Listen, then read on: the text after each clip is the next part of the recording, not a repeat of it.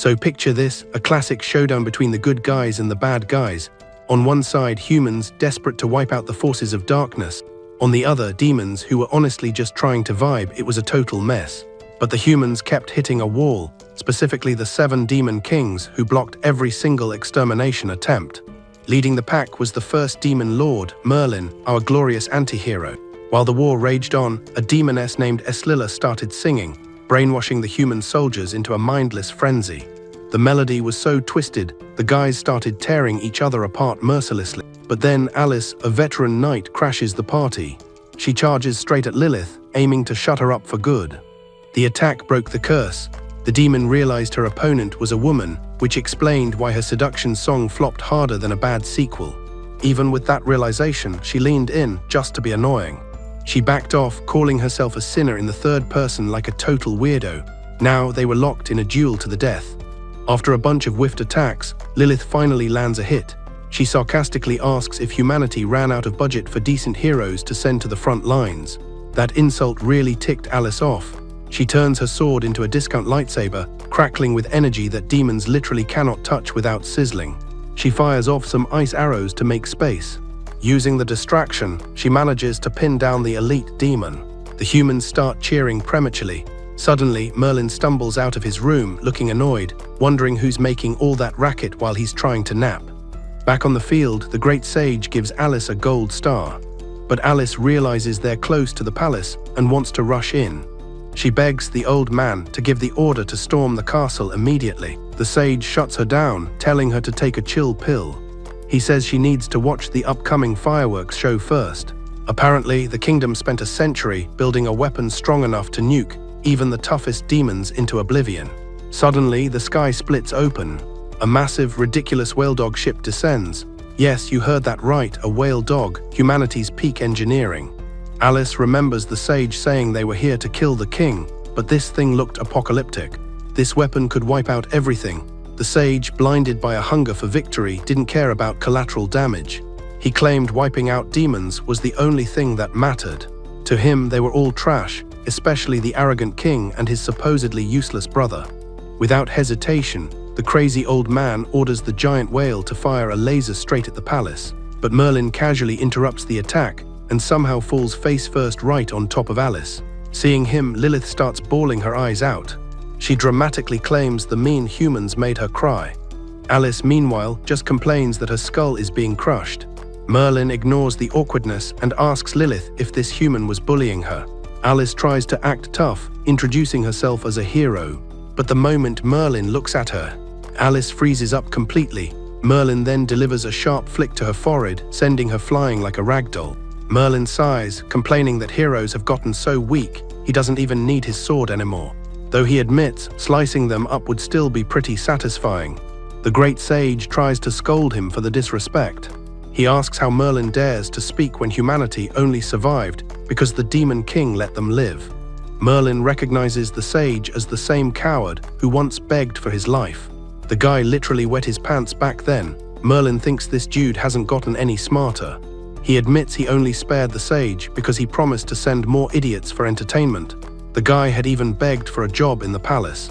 The soldiers are shocked to hear their leader is a fraud. Panicking, the sage calls it all lies and decides to absorb his own soldiers' souls to power up the whale weapon. Classy move. Merlin actually looks excited. Finally, a reason to unsheath his sword. With one casual swing, he completely obliterates the giant whale ship. The sage immediately drops to his knees, flipping the script and saying it would be an honor to serve Merlin. What a weasel. Suddenly, the temple bells ring, signaling a mandatory staff meeting. Merlin realizes he's late and bolts toward the temple. Alice tries to stop him, so he throws a slash that nearly wipes out the human army and splits the earth in half just to get her off his back. At the meeting, the higher-ups grill him for being stubborn and, more importantly, for being broke. They toss a newspaper at him, showing off how much money the other demon lords are making. Like Simon from the Sixth Palace, who looted an entire kingdom's treasury, now that's an employee of the month.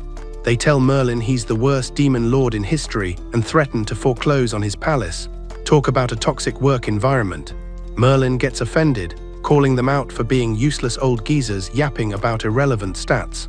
He reminds them he's massacred millions to protect this place, but apparently they only care about the bottom line. Feeling insulted, he slams his hand down and announces he's quitting his job as the demonic accountant. Wait, that was his job. They pull out the receipts, telling him he owes 66.6 trillion demonic dollars. They say he can't leave until he pays up. Since his bank account currently has tumbleweeds rolling through it, that's going to be a problem.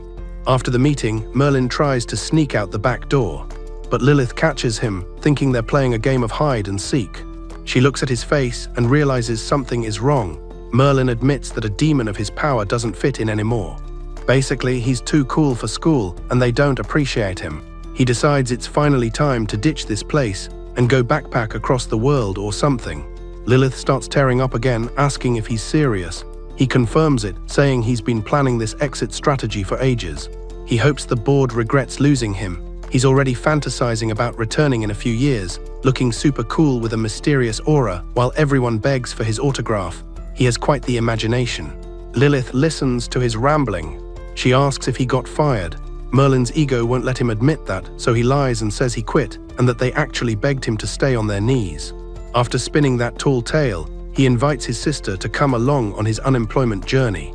Lilith is super excited to go until she hears the travel details. She immediately changes her mind, waves goodbye at the door and tells him good luck being poor. Brutal. Meanwhile, Alice is trying to catch her breath. She spots someone approaching and realizes it's Lilith. She decides she needs to take the demoness down.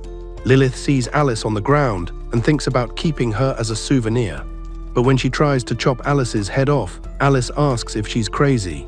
Lilith scolds her for playing dead and demands a proper fight right now. She's sick of living in her brother's shadow. Alice knows she's in no shape to fight, so she does the smart thing and runs away. Lilith isn't having it. She summons 2 giant wolves and orders them to fetch Alice alive. Apparently, she wants a new pet human. At the same time, Merlin reaches the coast, planning to steal a human ship to make his grand escape. But the boat is a total wreck. He stares at it, wondering how he's supposed to cross the ocean in a sieve. Back to Alice, the wolves are closing in. She has a flashback to her teacher asking why she hadn't ventured out yet. She had admitted she wasn't ready then. But curiosity killed the cat, or in this case, might get the night eaten.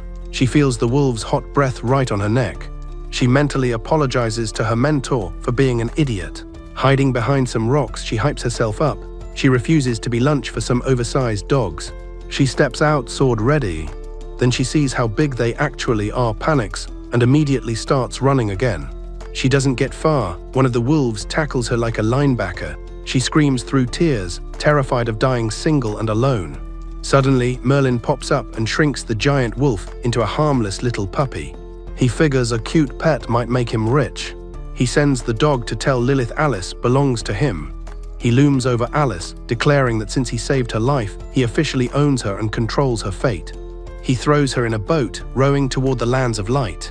By the next morning, after hours of rowing, Alice starts daydreaming about marrying a prince for capturing a demon king, but Merlin splashes water on her face, demanding she keep rowing.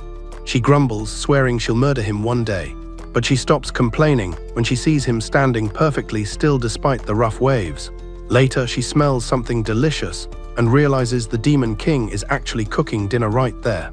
Noticing the boat slowing, he calls her a useless slave and smashes the oar, ensuring they're stranded. He cheerfully announces they'll die at sea. He waves food in her face, promising a bite if she actually does her job correctly. Alice refuses initially, but hunger wins. Crying while eating, she asks how an evil demon cooks such amazing food. Suddenly, giant sharks surround the boat, and Alice panics, warning him about the danger. Unimpressed, Merlin points at a shark about to eat her, causing Alice to collapse in sheer terror beside him. Merlin glares at the shark, scaring it off instantly. Ego boosted, he declares himself the most dangerous thing in the ocean. Alice insists he needs to be careful, warning him about a legendary creature they must avoid. She says they need sacred dragon poop. Merlin asks if that's why human soldiers always smell so terrible during their battles. She claims the poop is a treasure, especially since the sacred dragon has supposedly vanished completely. He mocks the smell again, but she doubles down, insisting that dragon dung is an incredibly valuable resource, especially since nobody has seen the dragon alive in years. Merlin immediately thinks about how much cash that poop is worth. Alice insists it's a legendary relic, and no demon could ever hope to see the creature up close. Merlin ignores her, activates a crystal, and opens a portal showing the legendary dragon playing fetch with a ball. He calls the beast Camo, summoning it to collect some fresh manure. Alice, jaw on the floor, asks how he tamed a god. He explains the temple desperately needed a watchdog, so he personally trained the dragon to guard the place, but suddenly he cuts his story short. He brags that thanks to his magic crystal, he can summon the dragon anytime, sell its poop, pay off his massive debts, and get his rich lifestyle back. Suddenly, a massive jet of water knocks him overboard. To avoid being laughed at, he climbs back in and orders her to keep rowing, reminding her that breaks are for weaklings. As night falls, the waves get rougher, and Merlin wonders why bad things always happen to him. Then, the most feared creature in the ocean appears.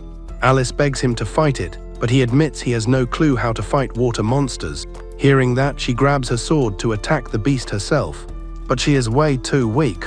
One roar blasts her out of the boat. Realizing he's about to lose his slave, Merlin dives in and grabs her right before she drowns. Holding her, he offers the monster the honor of being his servant. The offer insults the beast, which creates a whirlpool to suck them into its mouth. Merlin realizes his recruitment pitch failed miserably and the boat is about to be destroyed. So he draws his sword and with one swing, instantly kills the terror of the deep. After the fight, Merlin gets hungry and starts drooling, wondering what roasted sea monster tastes like. Eventually, they finally reach the famous shores of the Lands of Light. Merlin complains about the trip and officially fires Alice, calling her the worst slave in history, but he tells her not to cry about it. Alice immediately screams with pure joy. She says getting fired is the best thing that ever happened to her. Merlin prepares to leave, but stops and asks Alice to take off her armor because he wants one last thing. Alice gets creeped out by his tone and assumes the worst. She swears she'd rather die than let him touch her. Merlin rolls his eyes, strips the armor off her himself, and claims it as payment for saving her life, since the gear looks expensive enough to sell. Later, Alice reaches the village, but instead of a hero's welcome, she gets dragged to court. They strip her title, call her incompetent for losing to Merlin, and fine her 50 million gold for losing the sacred armor. She tries to explain she was kidnapped, but the judge ignores her and sentences her immediately. 1 year later, Alice is fighting red-beard pirates who kidnapped a girl. Her ice powers fail to scratch the enemies at all. Still, she vows that nobody touches the girl while she's still breathing. The red-beard brothers laugh at her stupidity and charge all at once to finish her. Suddenly, a massive explosion blasts them away, revealing Merlin. He looks excited, claiming he sensed 2 sacred creatures nearby. He looks around as the smoke clears. He can't see them. Alice doesn't recognize him, but feels strangely drawn to his intense aura. He asks where the creatures are, and she points out he's standing on them. Merlin steps back, letting the pirates get up. Alice annoyedly claims they're only alive because of some friendship spell she cast. The pirates mock her and turn to attack the clueless guy. Merlin draws his sword and releases a shockwave that obliterates the entire coastline instantly. Seeing that power, Alice falls completely in love. The Royal Navy guards, caught in the blast, scream that they were just trying to help. Merlin praises himself, while Alice, starry-eyed, runs up to hug him and find out who he is. But before she can touch him, he vanishes like light. The press arrives to interview Alice, but before asking anything, they tell her the Queen issued a warrant for the mystery man, naming him the criminal great swordsman of the night. They ask Alice, now an Adventurer Guild member, what the swordsman was actually like, since he just sank 3 ships with one swing. Alice, still blushing, says he shouldn't be treated like a criminal, but as a true hero. A week later, Alice watches her interview, annoyed that they keep replaying it. She knows a hero like him could never be captured. She celebrates earning 10,000 gold, but her joy dies when she remembers she still owes 49.8 million to pay off her debt. Thinking about what Merlin did, she slams the table in anger, spilling water. She panics and starts drying her wanted posters since she needs that bounty money. She notices a poster offering 5,000 coins for a food thief on the southern continent. She has no idea the fugitive is actually Merlin. Alice rubs the poster on her face, praying for luck. She figures this thief must be miserable, racking up debts just like her. Meanwhile, we see Merlin, the guy on the poster. He's excited that a year after fleeing the demon world, he's finally famous. An outlaw hero. But his excitement dies when he realizes his bounty is a pathetic 5,000 gold coins. Suddenly, his stomach screams for attention. He regrets blowing all his armor money on wild parties and bad decisions. Finally, he spots a town, but two bandits jump him, waving a rusty knife in his face.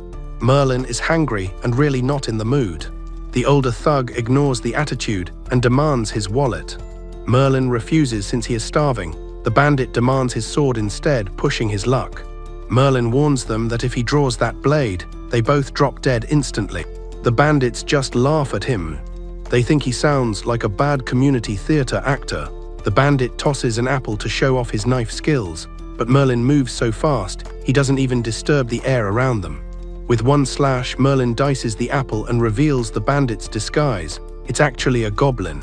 Seeing his buddy exposed, the smaller bandit drops his human disguise and runs into the bushes, screaming like a coward about a monster. Later, the goblin finds his leader, Lunkia. He claims humans broke the peace treaty, so now they have an excuse to start a war. He brags that his plan to frame humanity worked perfectly. The next day, Merlin writes a letter to his sister. Instead of admitting he is homeless, he lies and claims he lives in a castle. Being treated like a king, obviously, he emphasizes he is never coming back to the Demon Palace. Later, Merlin wins a bar fight against a hired goon named Johnson. The bar owner is shocked that a skinny guy who clearly hasn't eaten in days won the fight. Merlin claims eating one meal a day keeps him sharp, then leaves, complaining about how lame the city is. The owner suddenly realizes Merlin looks exactly like the criminal on the wanted poster outside. Merlin, full of ego, starts bragging about being a legendary monarch. But the man points at the poster. It describes a bandit who uses his good looks to scam villages out of their entire food supply. The guy starts screaming for the police. A mob forms instantly, forcing Merlin to run away. While fleeing, a random kid steps out and blocks his path. Merlin reaches for his sword, warning the kid that standing in his way is a fatal mistake. The boy just asks if he does martial arts. Merlin introduces himself as an artist and promises to show the kid the world's strongest punch. He creates a small breeze with his sword, then shamelessly demands money for the show. The confused kid refuses to pay. He calls Merlin a failure who will never get a real job, just like every other martial artist. That insult actually hurts Merlin's fragile feelings, but instead of killing him, he just steals the kid's ice cream.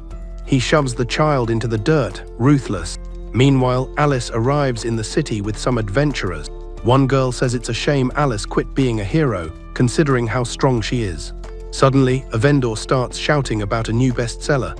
It's a spicy romance novel about a human heroine and a demon king. Alice panics, explaining it's total fiction. She claims she only shared a boat ride with the guy. The girl teases her, saying there's no shame in a love story. Alice insists it's fake news, then faints when she hears 5 million copies have already been sold. Afterward, the group gets back on the road. Alice is desperate to catch the fugitive worth 5,000 coins. Her team motivates themselves by calculating how much rent they can pay with that bounty. Meanwhile, Merlin tries the dine and dash strategy again, but the owner catches him, pointing out the restroom is the other way. Busted, Merlin tries to save face. He lies, claiming he was just walking over to look at the help wanted sign.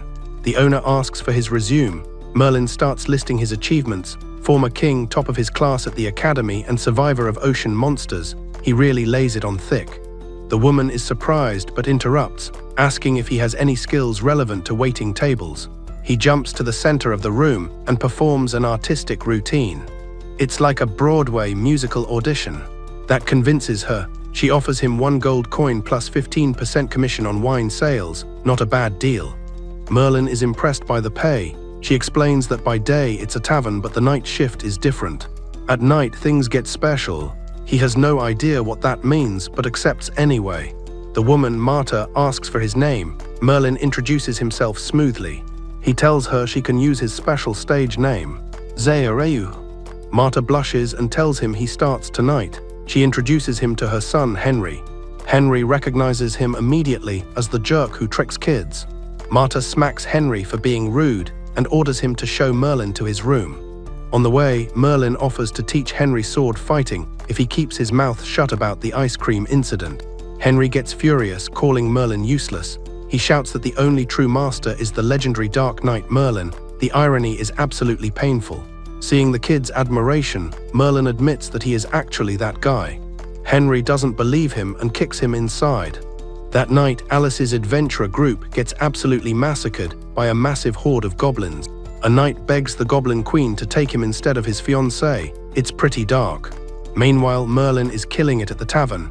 He serves drinks with such skill that all the women are swooning, making their dates incredibly jealous. Then he starts dancing. The moves are so smooth the crowd goes absolutely wild. The next morning, Marta is thrilled. Sales doubled overnight. She decides to put an ad in the paper to promote him. The news spreads across the entire continent. Merlin realizes he could use this fame to contact his sister, but he decides to stay low-key, help the tavern, and enjoy the extra cash. What a nice guy. Marta is charmed, wondering how such a talented guy can be so humble. Suddenly, Henry interrupts, calling Merlin a con artist who just tricks women into buying expensive wine. He warns Merlin not to hit on his mom, or else he'll fight him. Outside, Henry punches a tree, screaming about how much he hates Merlin's smug, pretty boy face. Alice walks by, hearing the screaming. She asks if he's talking about the guy in the newspaper ad. Henry denies it but vents anyway. He describes a guy who eats like a king and scams women into buying drinks. Sounds suspicious. Then a group of angry husbands appears, complaining their wives spent a fortune.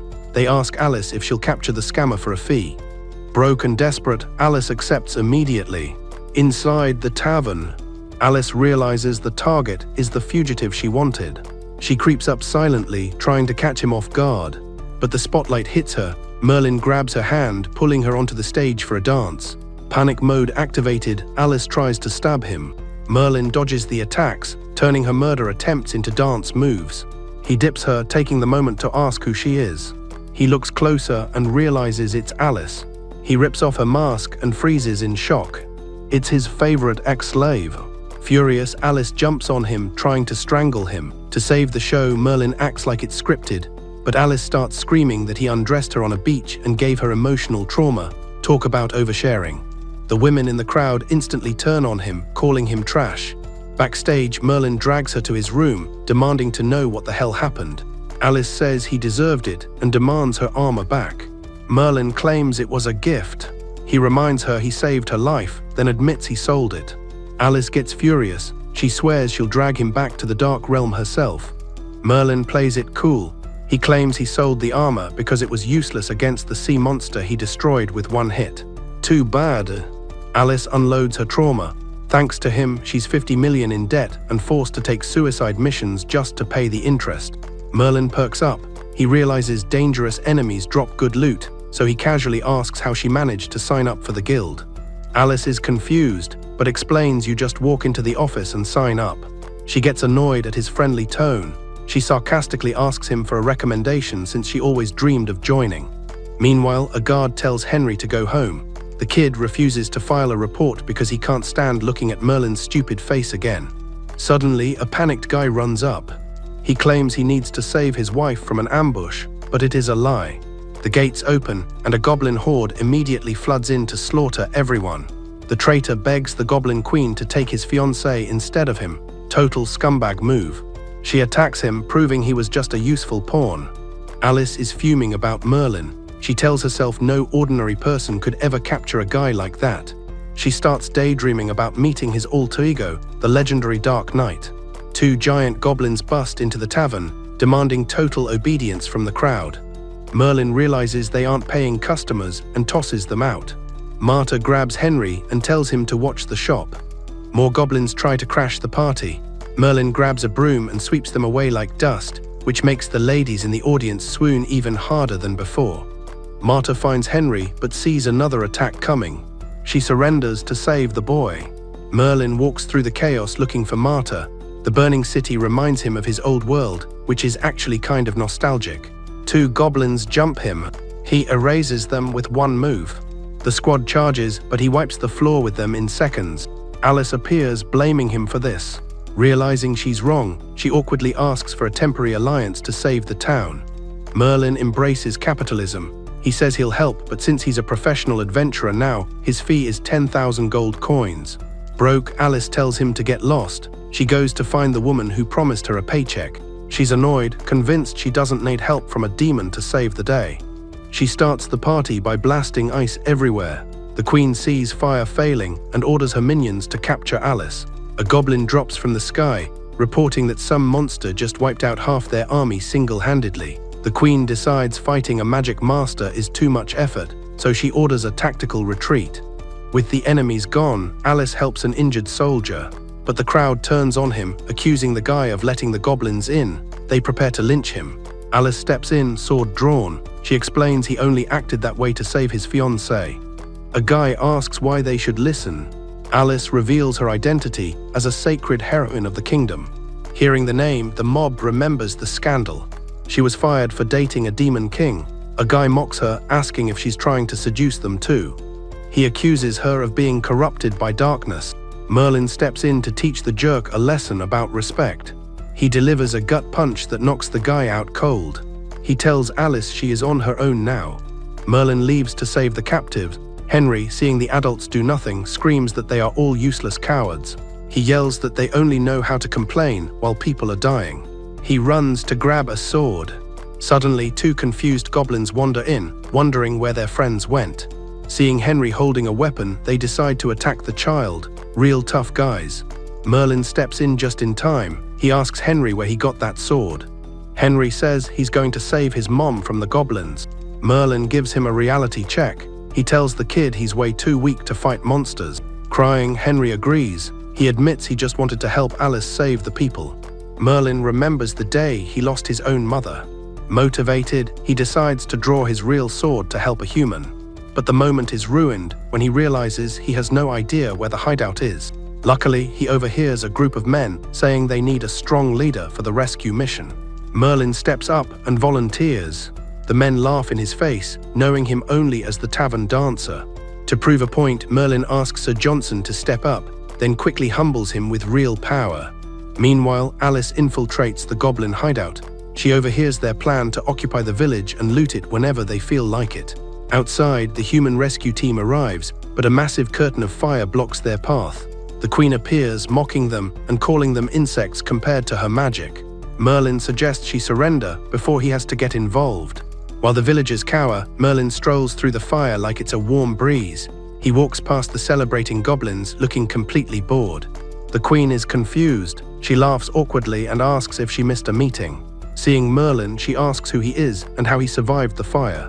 He says he's just Zayu, the local tavern dancer. She is disgusted. She can't figure out how he walked through the flames without any magic aura. She assumes he's just lucky and about to die. Merlin calmly tells her she's too weak to fight him, then demands she hand over Marta immediately. The queen steps back in fear. Panicking, she launches a massive blast of fire. It fails, so she unleashes her ultimate move, the flame tornado. Merlin literally sneezes, and the force blows the tornado away. The shockwave knocks out every goblin in the room, including the queen herself.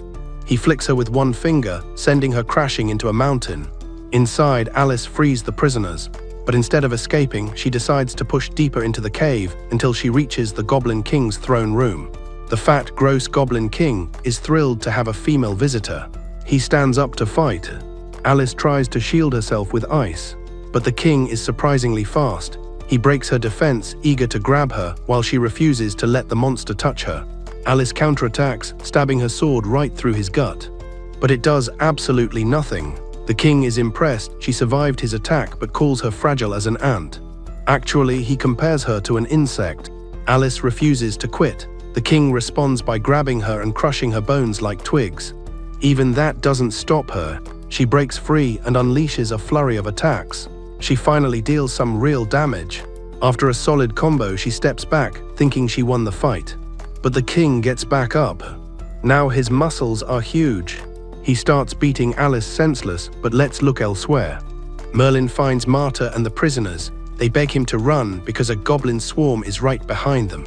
Merlin reminds them that saving lives costs extra. He draws his sword and wipes out the chasers instantly. He clears the path instantly. A priestess is impressed and begs him to save Alice. Merlin hesitates, pretending to consult his imaginary angels about whether charity is tax-deductible. Marta steps up and offers to triple his pay. Merlin immediately asks for Alice's GPS location. The priestess says Alice went toward the Goblin King's treasure room full of gold. Hearing the word gold, Merlin sprints off like a rocket. He reaches the treasure room and starts drooling over the loot, already calculating what he's going to steal. The Goblin King threatens to kill Alice if Merlin tries anything stupid, but Merlin moves faster than the speed of light. He snatches Alice back instantly and casually rips off one of the king's arms. He tells Alice everyone is safe and the situation is totally under control. He leaves her on the ground to face the Goblin King one-on-one. Suddenly, the king stops crying about his missing limb. He regenerates it instantly, proving he's not just a crybaby. He attacks again with a magic staff. Merlin blocks every strike with one hand, looking bored. The king is confused and annoyed. He demands to know who Merlin actually is. Merlin says the king is too weak to know his real name, so he can just call him Brother Daisy. That insult triggers the king. He introduces himself as Kyashu of the Goblin clan and prepares to unleash his ultimate magic. He charges up a devastating attack, but pauses to offer Merlin a chance to surrender and become his slave. Merlin just laughs.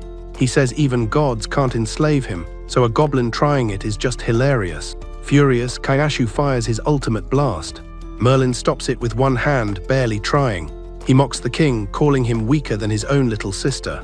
Merlin draws his sword. Kyashu recognizes it as the Viantine Gala, a legendary demon blade only the Demon Lord can wield. Merlin admits he knows way more than he let on, then defeats the king with a single strike. After the battle, Merlin starts daydreaming about the kingdom he could build with all that gold. But the cave starts collapsing. He remembers his promise to Martyr, so he decides to save Alice instead of the treasure, a rare moment of heroism. That night, Merlin treats Alice's injuries. He realizes he needs to heal them fast, so he starts taking her clothes off. Martyr and Henry walk in, see this, and immediately slam the door, assuming the worst. Merlin is confused by their reaction but ignores it. He starts spitting on Alice's wounds because his saliva is magical. He heals all her injuries perfectly. The only side effect is that it gives the patient extremely vivid, weird dreams. Alice starts dreaming about a mysterious dark swordsman. The next morning, Alice wakes up totally confused. The last thing she remembers is getting pummeled by the Goblin King. Her priestess friend sees her awake. She explains Merlin saved her just in time. Alice is horrified. She remembers the last time Merlin saved her, she ended up enslaved. But the priestess insists he's a great guy, mentioning he didn't hesitate to help when asked. Alice grumbles that they are actually enemies. Just then, the adventurer knight tells his fiancée to leave Alice alone. Before leaving, the priestess whispers that she heard happy sounds all night long. Combined with finding Alice in her underwear, she has drawn some wild conclusions. Outside, Merlin spots Johnson, the big guy he beat up earlier. Johnson is taking credit for the victory on live TV. Merlin walks over to intimidate him. The reporter, sensing the tension, asks Merlin what he thought of the invasion. He calls the goblins insignificant bugs that he blew away with a single breath. Merlin goes to see Alice, expecting a thank you. Instead, she points a sword at him and calls him a predator. Merlin misses the point entirely and calls her ungrateful. Alice calls him disgusting for taking advantage of her while she was unconscious. Merlin realizes the misunderstanding. He explains he only undressed her to apply his healing saliva. Alice asks why the neighbor heard weird noises all night. Merlin smirks, saying nobody knows what she was dreaming about. His saliva induces deep sleep and intense dreams. Apparently, she was shouting some interesting things. Alice realizes nothing bad happened and feels relieved. Merlin brushes off the gratitude. He reminds her he lost a fortune saving her, so he demands compensation. Meanwhile, the Goblin Queen orders the survivors to retreat south. But a mysterious woman appears, says she can't let them live, and wipes them all out. Hours later, Alice and Merlin reach the guild. Instead of recommending him, Alice tells the receptionist, Rukia, she wants the reward for capturing him. Rukia explains that because of Merlin's massive debt, he is forced to become an adventurer to work it off. This means Alice's reward is slashed to 1/10. She only gets 50 gold coins. Merlin tries to be nice and offer to take the debt, but Alice snaps at him. She reminds him she lost the money because of him. Merlin argues he sacrificed a fortune to save her life. Alice says the government would have seized that money anyway. Rukia asks them to take the placement test. She explains the highest rank is purple gold, which is basically impossible to get. Merlin immediately asks to be registered at that rank. Rukia laughs, thinking he's joking. Suddenly, a drunk adventurer named Hobbs tries to hit on Alice, but she backs away from the smell. Then Arnold, a rich count's son, shows up angry. He asks why she's with another man after rejecting his marriage proposals. Alice clarifies she isn't dating Merlin and wants nothing to do with Arnold either. Arnold accuses Merlin of stealing his future wife and challenges him to a duel for Alice's hand. Alice is furious. She asks why they are fighting over her when she already said no to both of them. Merlin forfeits the duel immediately. He doesn't care. Arnold grabs Alice, demanding she marry him. She punches him, making it clear romance is off the table. Offended, Arnold tries to punch Merlin, but misses and goes flying into the roof. The crowd is shocked. Hobbs jokes that Alice's boyfriend should be at least as strong as she is. Merlin prepares to fight, but Alice stops him. She says these guys aren't used to seeing real high-level adventurers. Merlin laughs and offers to test his level, but a man in black armor interrupts, asking why Merlin is cutting the line. Merlin says he can handle him anytime, but Alice pulls him back. She warns him that the guy has an overwhelming aura of power. The mystery man takes the test and registers as Cloud Swordsman. Rukia smiles, announcing he has achieved the silver rank, which is huge. Merlin doesn't get what the big deal is. He asks why everyone is freaking out. Alice explains Cloud is now the second highest ranked adventurer in guild history. Merlin walks up to the orb, expecting everyone to bow down to his greatness, but when he touches it, nothing happens. Rukia explains he has zero magic or battle energy. Basically, he can't be an adventurer. Alice thinks he's hiding his power. Suddenly, an old man offers to fight him despite everyone laughing. Merlin asks who the old guy is. Alice whispers he is the great sage of the guild, the strongest adventurer alive. They head to the dojo. The sage starts rambling about his war stories, but Merlin zones out completely. The sage asks the boy to use full strength so he won't feel bad about beating a kid. Merlin accepts. With one swing, he defeats the sage and destroys the entire dojo with the shockwave. In the waiting room, everyone thinks the old man killed Merlin. But Merlin walks out, claiming he tried to go easy on the old guy. Rukia is confused until she sees her grandfather walk out, annoyed that he used his full power against a newbie. The elder, pants completely soaked in fear, admits Merlin is the most terrifying creature he ever met. Outside, Merlin casually tells Alice he officially received the lowly Black Iron rank. He confesses he is excited to grind every single quest, become the Adventurer King, and build a massive monopoly to get filthy rich. Later, Merlin goes to pick up a job, but trying to buy groceries, he realizes he is broke. His paycheck vanishes faster than his dignity. He realizes becoming a millionaire is going to be way harder than he thought. That night, Alice enjoys a nice hot bath. Suddenly, she hears a noise in the kitchen. She investigates and finds Merlin standing right there. He snatches a thrown broom midair, but gets totally distracted when Alice accidentally drops her towel, giving him a very detailed free show. After the awkward silence, Alice screams at him for peeping. He argues he has nowhere to go in this cramped house, charmingly inviting her to let him stay and share the workload. Blushing furiously, she kicks him out, tossing him a few coins for his trouble. But Merlin comes right back, banging on the door insistently. He begs to move in, reminding her he literally risked everything to save her life. Noticing the neighbors are staring at the commotion, she lets him inside, but warns him that his wild romantic fantasies are never going to happen in real life. Merlin complains the house is a shoebox, then graciously adds that since they are friends, he won't charge her for his protection services. Suddenly, Alice's bed collapses, so she tries fixing it with her sword. She slips and Merlin lands on top of her, assuming she is finally making a move. Alice denies it, so he wraps her in a sheet and leaves her sleeping on the floor.